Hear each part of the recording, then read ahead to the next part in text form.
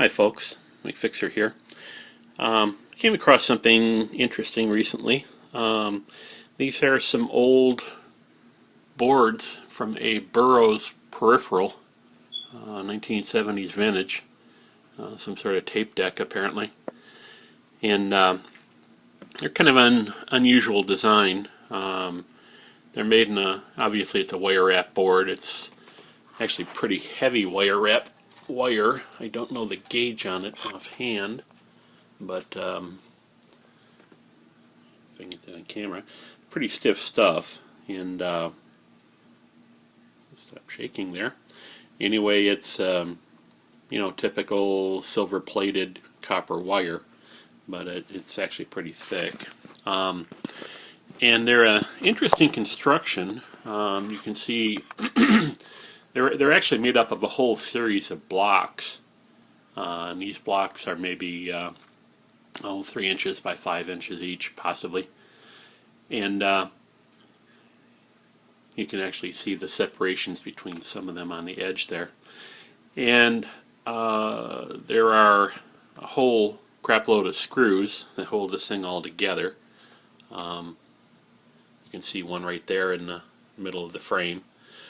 But once you take all those screws out, basically that's what it looks like without the frame. Now what I've found is the strips that hold the blocks together are actually copper.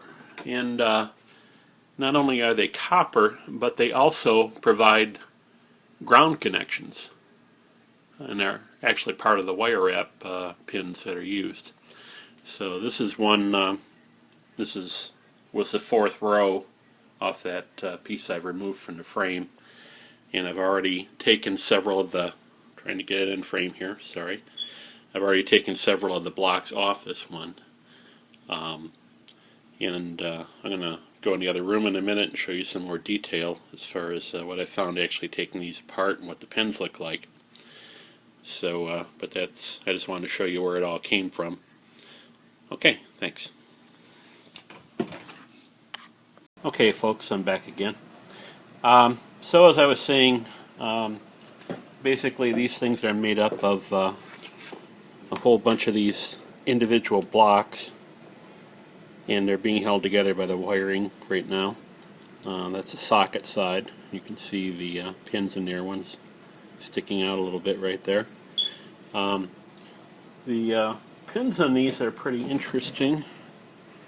Hoping they turn out to be good.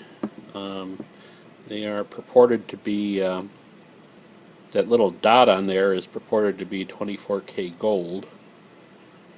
I guess I will find out. I'm not sure what the rest of the plating is. I believe it may be tin.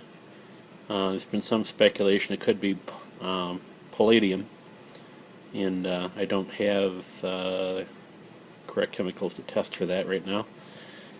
But anyway, so to separate these things, trying to get this in frame. It's a big thing here. Basically, what I had to do is go through and cut the wires that went between these blocks, so I could separate them. I already cut down the end of the row to get it loose from the other 3 rows. So now what we end up with here is an individual block that's been cut loose around all 4, possibly up to 4 edges if it's one of the inner ones. Let's see. So, being that some of these wires just pass through from adjacent blocks to each other, there are a certain number of wires in here that aren't actually connected to anything. There's,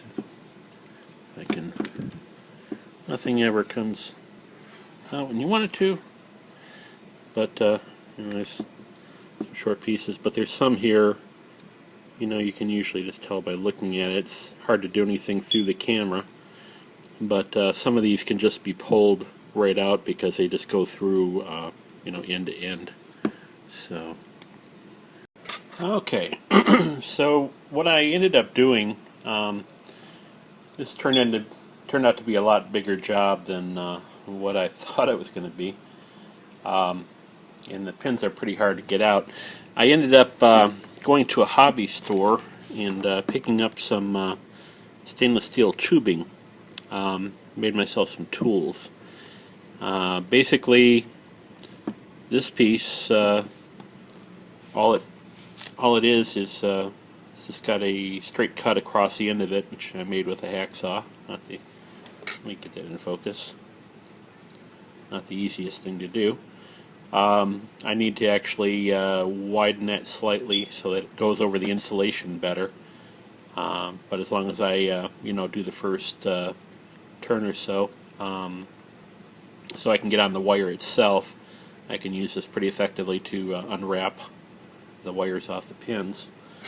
The other tool I made is a little smaller diameter. Once I've actually got the wire off, see if I can hold this end on here and get it in frame.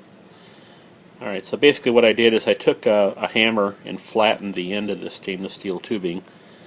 Again, this is a little smaller diameter than the other one.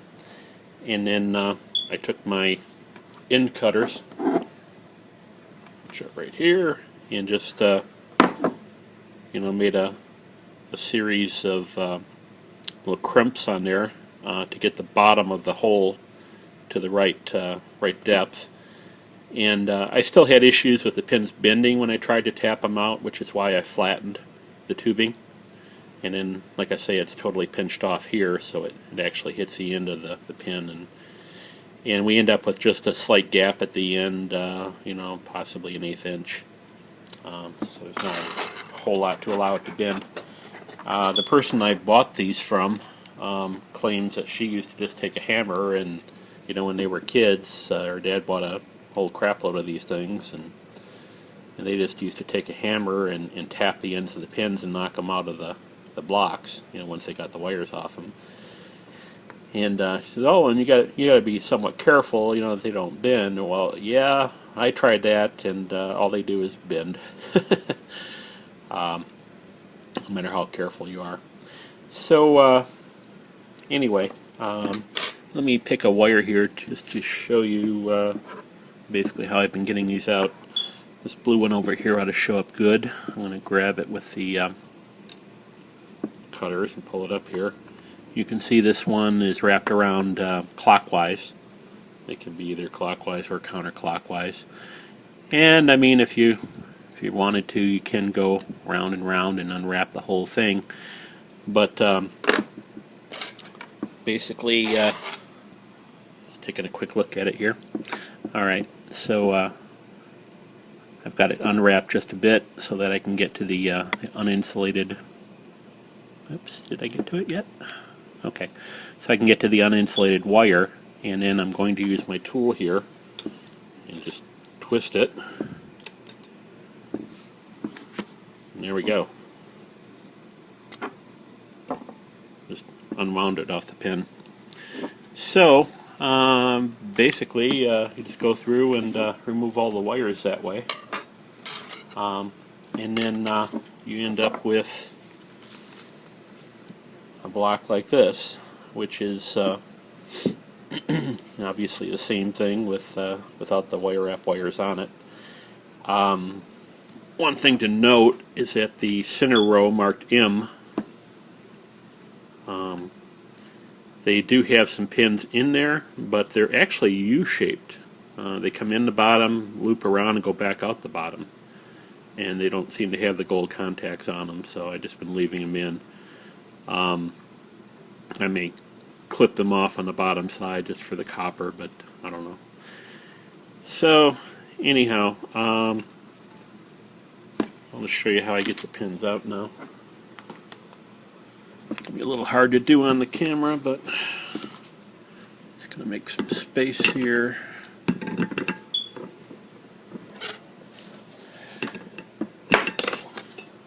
Hello. Never said I was organized. Alright, so I'm going to go ahead and These pins are flat, by the way. They're rectangular shaped, so that was the purpose of flattening the end of that tubing. And you see I got just a little bit of gap there, so that when I tap this, it's not going to bend like it would normally if it was unsupported.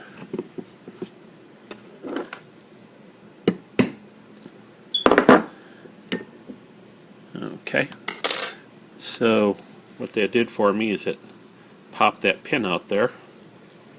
Now all I have to do is grab it. Whoops, which way is it? Other direction. And of course, because we're on camera, I will not have tapped it far enough out. Let's do a couple of them. Nothing ever goes right.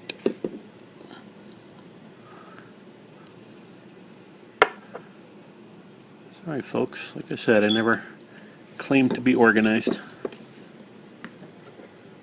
I'm just tapping the end of that piece of tubing with, trying to get that back in the frame. I'll just hit a couple of them here.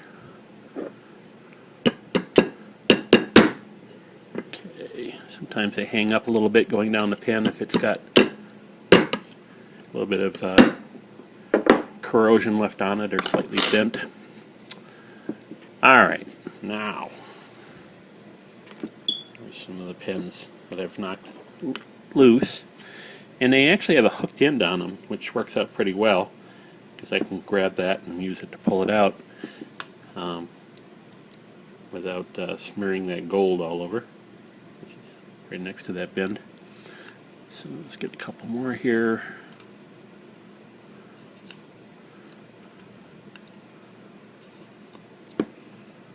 There you go. So anyway, that's the process. And then, like I said, I haven't been bothering with that middle row labeled in because those are the U-shaped pins, and they don't seem to have any gold contacts on them that I can tell.